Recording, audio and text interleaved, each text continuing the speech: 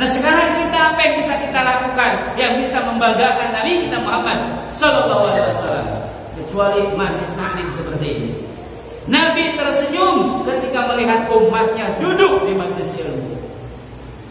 Maka biarlah orang punten menghina dan lain sebagainya terhadap dunia Rasulullah SAW, kita tetap dalam hati kita cinta kepada anak cucu baginda Nabi Muhammad Sallallahu Alaihi Wasallam. Maka doakan mereka, mudah-mudahan mereka senantiasa ada dalam pertolongan Allah Subhanahu wa Ta'ala.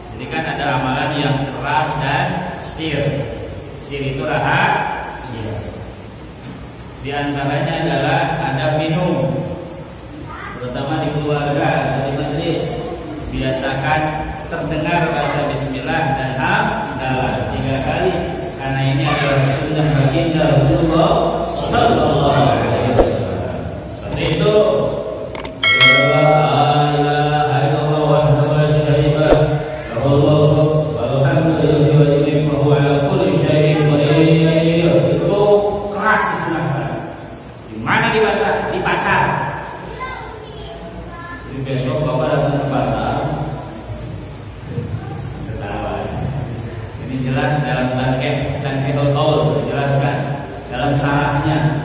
Itu akan Allah berikan 100.000 derajat, 100.000 diampuni dosa-dosa, 100.000 diterima amal kebaikan. Baca la ilaha illallah wahdahu la syarika lahu al-mulku wa lahu al-hamdu yuhyi wa yumiitu wa huwa ala kulli syai'in qadir. Sing tarik di tengah pasar. Saya juga belum. Malawan dekat. Sunnah dikeraskan. Termasuk yang tadi. Ya, pertama ingin minum. Kedua, mencontohkan sunnah baginda Rasulullah Sallallahu Alaihi Wasallam. Alhamdulillah. Paling enak itu kalau sampaikan ilmu yang bisa kita amalkan dan bermanfaat.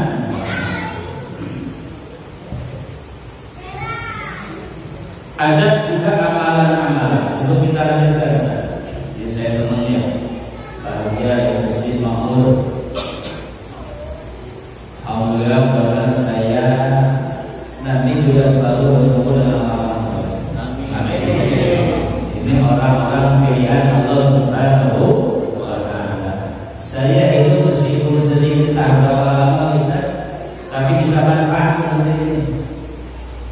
Harta saya, sehat saya, gerak gerik saya, apa yang saya pakai, apa saya dapatkan ilmu bisa manfaat di sisi Allah Subhanahu wa Ta'ala. Sebab apa? Sebab ada majlis seperti ini.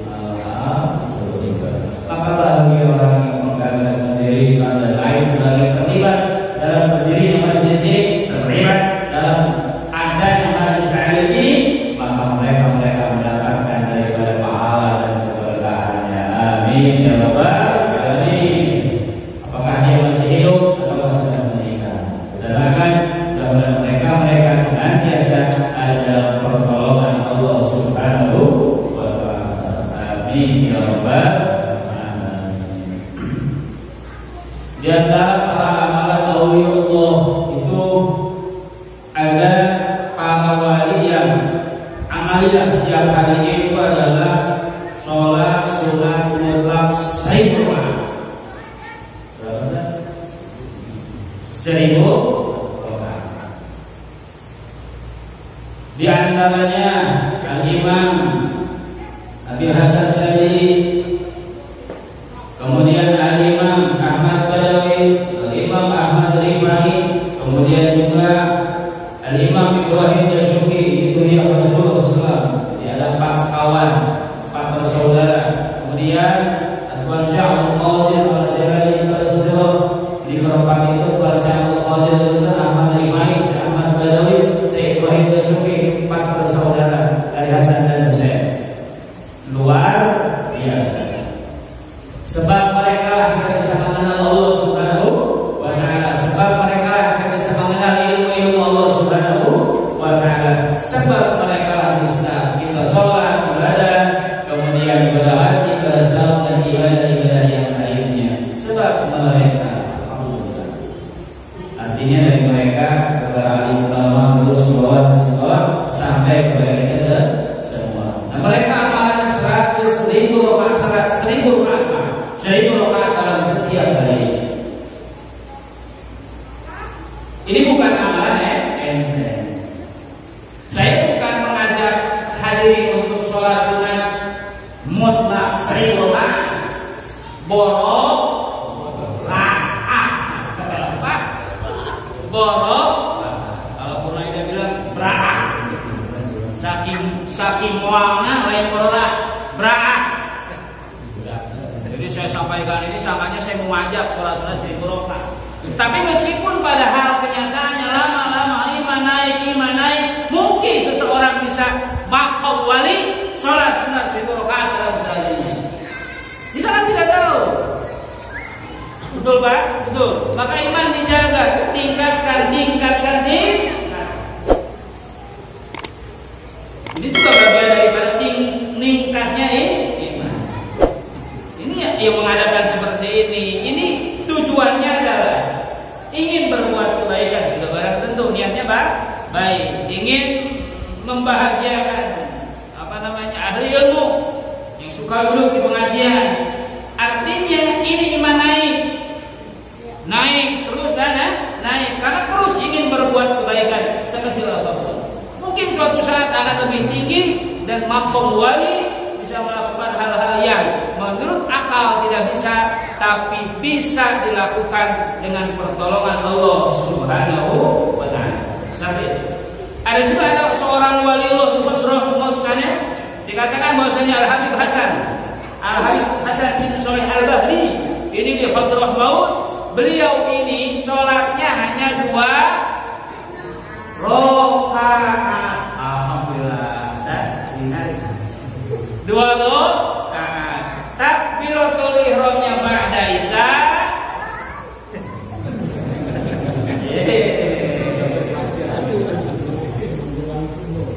Ya, salamnya menjelang subuh. Rakaat pertama suratul Fatihah Al-Baqarah sampai An-Nas. Bukan Al-Baqarah dan An-Nas, Al-Baqarah sampai An-Nas. Rakaat kedua Al-Fatihah plus 90.000 Al-Ikhlas. Maka salatnya qabla subuh 2 rakaat. Jadi lama berdirinya. Alhamdulillah.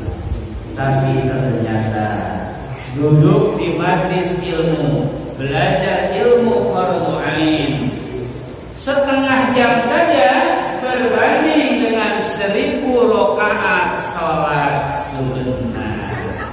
Kalau untuk tingkatan saya yang awam, maka hadir di majlis ilmu lebih baik daripada sholat sunat 1000 rakaat. Ini para wali mah yang fardunya sudah gitu. Kita mah yang fardunya belum. Jangan dulu ngejar yang sunnah, yang fardu dulu. Tingkatan ibadah itu pertama fardu ain, yang kedua fardu kifayah, yang ketiga sunnah, yang keempat fadilah amal. Kedur fadilah amal, tapi sunnah yang diperhatikan nggak dapat fadilah. Di antara orang yang bisa menjaga kesunahan, dia bisa menjaga kesunahan dalam sholat. Yang paling afdol sunnah itu adalah sunnah yang ada di dalam sholat. Jujur Pak, kalau sholat sunat, doa kita ini baca. Nah, kalau surat pendek, yang penting surat dibaca lebih baik Al-Ikhlas. Baca Al-Baqarah, tapi setengahnya afdolan Al-Ikhlas. Panjang juga, ada bukan satu surat disebutnya. Waduh, puasa kadungan. Besok puasa saya bagus. Al-Baqarah bagus. Tapi kalau melihat surat, ya surat Al-Ikhlas meskipun 4 ayat, tapi satu surat. 180 ayat surat Al-Baqarah, tiba disebutnya apa? Ayat-ayat surat Al-Baqarah. Ya saya nggak hafal ya, jadi saya pakai itu dari mana. Jadi kalau Bapak perhatikan sunnah-sunnah dalam sholat, insya Allah di luar sholat Bapak mampu memperhatikan sunnah-sunnah yang lainnya. Dan segala amalan yang dilakukan tergantung kepada sholat. Jadi kalau telaten sholatnya, pelihara sholatnya, maka hidupnya akan rapi, akan tertib. Maka hidup seseorang itu berawal dari sholat. Apapun yang terjadi 2021 bagi orang yang mendirikan sholat tidak ada masalah, malah tambah kuat sholat. Alhamdulillah. Baik, itu sebagai pembuka apresiasi saya. Apa makmur yang kita cintai, mudah-mudahan terus makmur, terus istiqomah ada dalam pertolongan Allah Subhanahu wa taala. Baik, sedikit kita lanjutkan hansa daripada tafsir surah Yasin.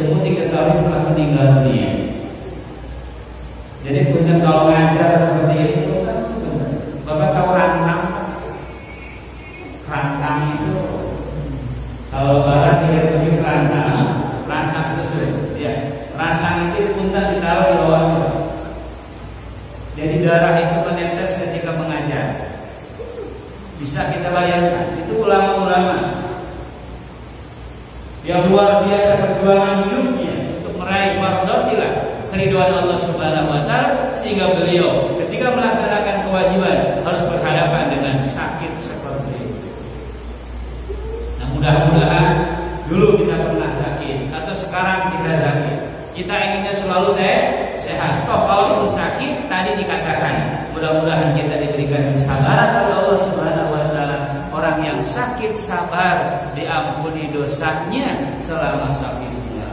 luar biasa. Makanya rajin belajar surah Yasin. Kalau nggak saling mengingatkan ini kadang-kadang lepas ya. Kadang-kadang lepas begitu saja.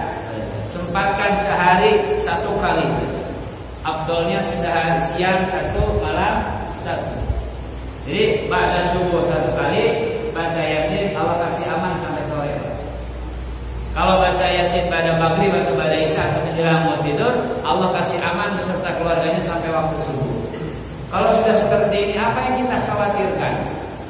Ini keterangan ulama mentafsirkan hadis Rasulullah yang Rasul perintahkan perbanyaklah membaca surah Yasin karena di dalamnya adalah kasur. Banyak sekali keistimewaan yang khusus di dalamnya, maka oleh ulama ditafsirkan perbanyaklah membaca surah Yasin siang 1 kali, malam 1 kali. Apalagi setiap ba'da sholat, itu luar biasa. Jadi kita harus sudah seperti itu, Pak. Kita harus beda dengan orang-orang yang tidak ngaji.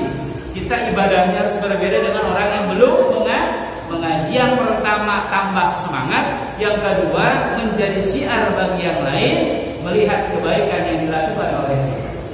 Kadang-kadang kan perlu show, betul. Perlu show, ya. Kalau minuman itu kan di warung, disimpan di box, tapi tertutup, kurang menarik. Tapi kalau pakai show, apa namanya? Showcase.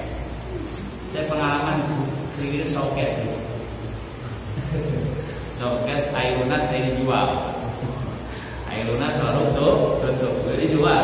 Nah, udah 2 warung, jadi sudah diwariskan. Dan ternyata itu kembali kepada tetangga yang ada di rumah saya sekarang di depan. Showcase tersebut menarik, kenapa? Karena diperlihatkan apa yang ada di dalamnya. Kadang-kadang kita perlu menunjukkan kepada umat, kepada umum tentang kebaikan-kebaikan yang kita lakukan. Jangan takut riya, Pak. Karena justru takut riya itu adalah riya yang hakiki. Perlihatkan kepada orang lain bahwa ini adalah kebaikan. Tentu dengan tidak bermaksud riya diri, apalagi ujub. Tidak. Ini hanya menunjukkan ini loh amalan yang diajarkan oleh baginda Nabi Muhammad sallallahu alaihi wasallam. Tadi juga yang 1000 rakaat setiap hari, di antaranya waliullah perempuan Sayyidah Siti Rabi'ah Al-Adawiyah sama sehari 1000 rakaat. Wali perempuan yang bisa menggelar sejadah di atas langit, bisa menggeserkan matahari dari barat ke timur, dari timur ke barat. Apa amalannya? 50.000 sholawat dalam sehari semalam, bisa menggeserkan matahari. Itu wali perempuan. Kemudian ditanya, apa maksud kamu 1000 rakaat sholat? Kamu ingin surga? Tidak. Kamu takut neraka? Tidak. Untuk apa? Nanti di akhirat, di hari kiamat, saya akan tunjukkan kepada umat-umat yang lainnya, ini aku umat Nabi Muhammad SAW sehari sholat 1000 rakaat. Jadi membanggakan baginda Nabi Muhammad Sallallahu Alaihi Wasallam. Nah sekarang kita apa yang bisa kita lakukan yang bisa membanggakan Nabi kita Muhammad Sallallahu Alaihi Wasallam? Kecuali majlis taklim seperti ini. Nabi tersenyum ketika melihat umatnya duduk di majlis ilmu. Maka biarlah orang punten menghina dan lain sebagainya terhadap dunia Rasulullah SAW, kita tetap dalam hati kita cinta kepada anak cucu baginda Nabi Muhammad Sallallahu Alaihi Wasallam. Maka doakan mereka, mudah-mudahan mereka senantiasa ada dalam pertolongan Allah Subhanahu wa Ta'ala. Punten itu mah perjuangan mereka senang dengan itu. Kita yang justru kasihan itu kita, ulama meninggal itu kebaikan bagi mereka, tapi keburukan bagi kita. Musibah yang tidak akan tergantikan adalah ketika ulama-ulama yang istiqomah diambil oleh Allah Subhanahu wa Ta'ala. Maka perjuangan kita cepat pesantrenkan anak-anak kita, cucu kita, dukung pesantren-pesantren yang ada untuk menjadi generasi penerus daripada ulama. Maka doakan ulama besar kita di Purwakarta, itu yang di Cianjur, Kang Haji Rawi beberapa waktu yang lalu memberangkatkan santrinya 5 kalau bisa ke Hadramaut Yaman untuk mencari ilmu di sana. Sebelumnya ada 6, jadi udah 11 santrinya termasuk anak beliau itu pondok pesantrennya di Hadramaut ya, ditarik Hadramaut Yaman. Mudah-mudahan diberikan kemudahan kelancaran. Di saat seperti ini ada ulama-ulama, ada orang-orang tua yang memperhatikan umat Islam pada akhir zaman ini, memberangkatkan mereka rela jual tanah, jual sawah, jual domba agar anak-anaknya bisa mencari ilmu sampai ke Hadramaut sana, mencari barokah para aulia Allah, dan nanti ketika pulang ke Indonesia mudah-mudahan menjadi ulama-ulama yang bisa membimbing dan menjaga kita dengan keturunan kita yang akan datang. Amin ya rabbal alamin. Itu upaya-upaya hadirin rahimakumullah. Terlepas dari hal itu, hadirin rahimakumullah, sebagaimana tadi yang sudah kita baca bersama, bahwasannya Allah Subhanahu wa taala mewafatkan Habib Najjar. Bahkan kalau mereka meninggal itu Pak, kalau Habib meninggal, ulama meninggal itu, mereka bersedih. Itu bukan meninggalnya mereka, tapi bersedih ketika meninggalkan umatnya yang belum kembali kepada Allah, yang masih melakukan dosa-dosa. Ini pun dilakukan oleh Habib Najjar. Dulu pernah saya sampaikan Habib Hussein ya, cucu Rasulullah SAW, yang mana ketika meninggal dunia itu beliau radhiyallahu anhu menangis karena melihat api di kepala-kepala yang akan membunuh Sayyidina Hussein.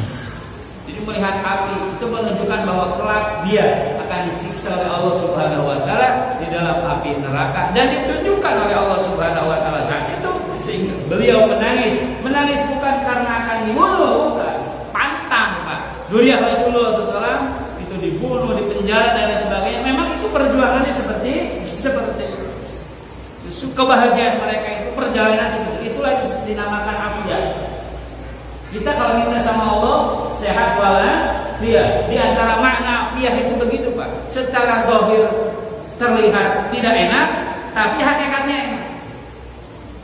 Seperti orang sakit, menurut kita sakit merepotkan, tapi mungkin bagi yang sakit ini jadi kebaikan bagi dirinya, diampuni dosa-dosa.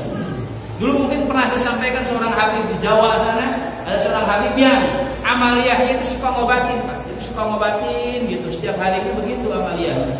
Tapi di samping itu dia punya penyakit sendiri, dia punya tumor di daerah mulutnya. Sehingga kata bibinya itu, amahnya, sama kayak bibi, orang kok diobatin kamu sendiri sakit. Apa yang dia lakukan punten Pak? Dia keluarkan tumornya. Ini nggak yang dimaksud bibi ini. Ini tumor ini dicabut dari mulutnya.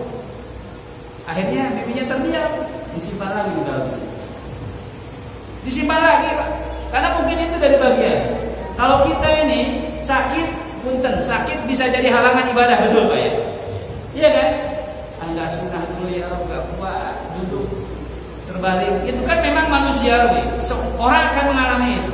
Tapi kalau para ulama sakit diajak sholat. Seperti tadi Imam Sibli itu sama 1000 rakaat. Imam Sibli kalau baru 500 rakaat terus duduk, kakinya dipukul pakai bambu Pak. Dipukul sama sendiri sekencang-kencangnya sampai dia bisa berdiri untuk menambahkan rakaat sehingga sempurna 1000 rakaat. Itu sampai begitu para wali-wali Allah Subhanahu wa taala.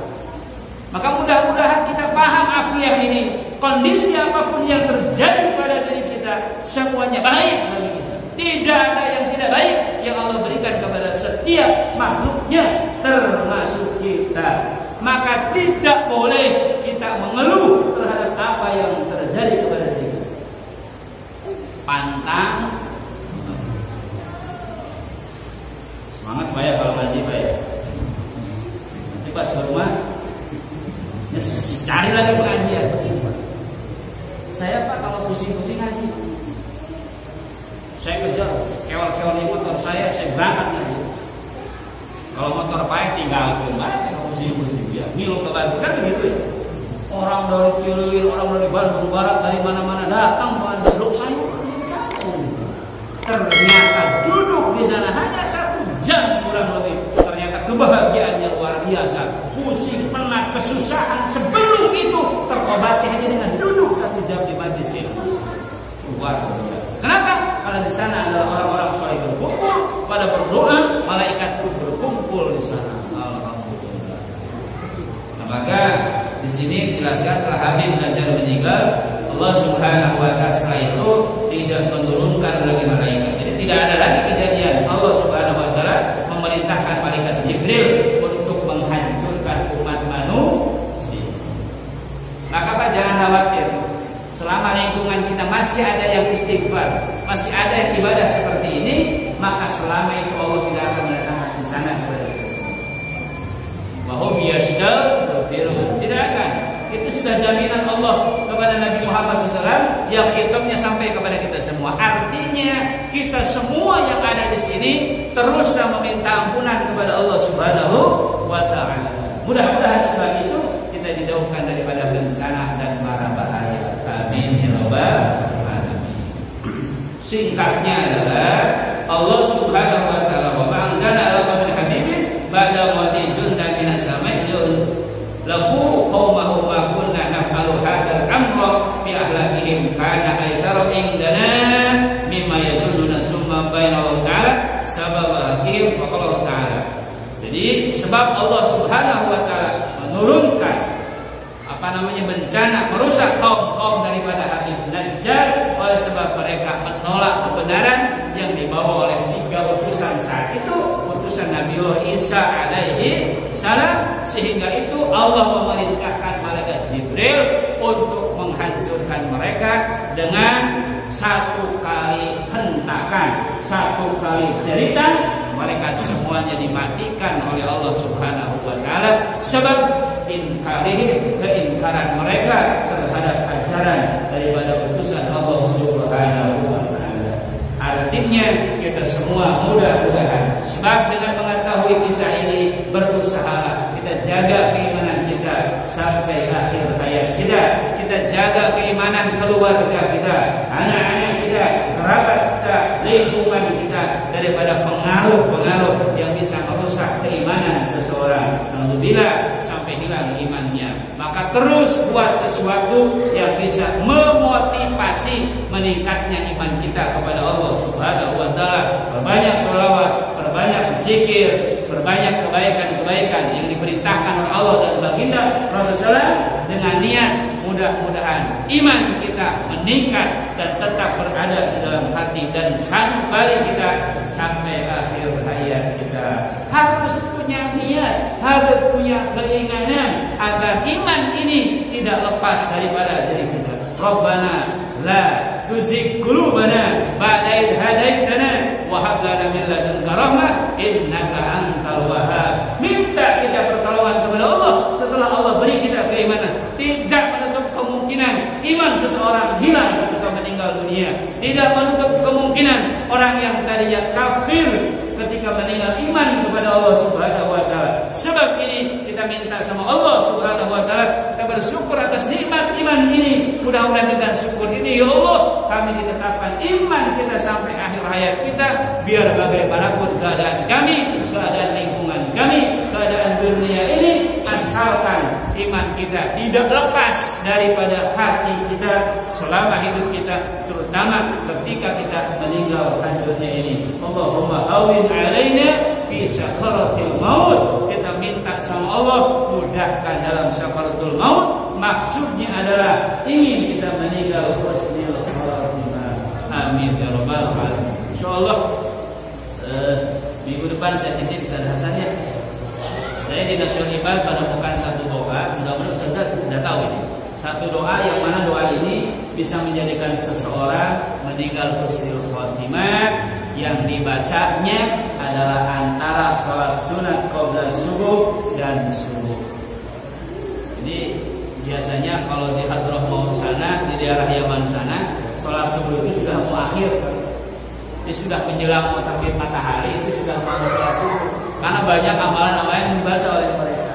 Ini mah dibaca nggak lama Pak, nggak sampai 1 menit.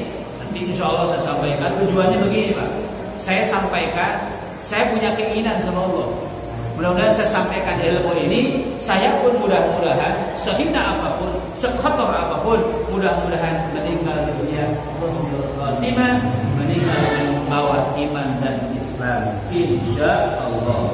Walaupun nanti terlalu lama minggu depan, mungkin secepatnya saya akan hubungi Kang Hasan agar sampai doa itu.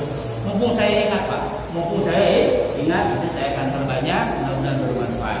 Alhamdulillah, mohon maaf ya, mungkin hanya beberapa kalimat tafsir ini, tapi tidak mengurangi khidmah kita kepada tafsir ini. Mudah-mudahan dengan khidmahan kita kepada tafsir ini, mudah-mudahan kita semua mendapatkan keberkahan daripadanya. Amin. Dan tetap dengan membacakan suratul Fatihah, mudah-mudahan barokahnya kita yang hadir, keluarga kita semua senantiasa diberikan kesehatan lahir, ditenteramkan batin kita. Mudah-mudahan kita diberikan keistiqomahan dalam majlis ini, diberikan keistiqomahan dalam kebaikan-kebaikan. Mudah-mudahan panjang umur fi taatillah, meninggal husnul khatimah. Akhirnya walaupun ini hati salihah, berkatakan Al-Qur'an, bijahi Nabi Muhammad sallallahu alaihi wasallam. Bismillahirrahmanirrahim. Alhamdulillahirabbil alamin arrahmanir rahim maliki yaumiddin iyyaka na'budu wa iyyaka nasta'in ihdinas siratal mustaqim siratal ladzina an'amta 'alaihim ghairil maghdubi 'alaihim waladdallin. Rabbi ighfirli wa li walidayya wa lil mu'minina amin. Wa aqum minkum wa billahi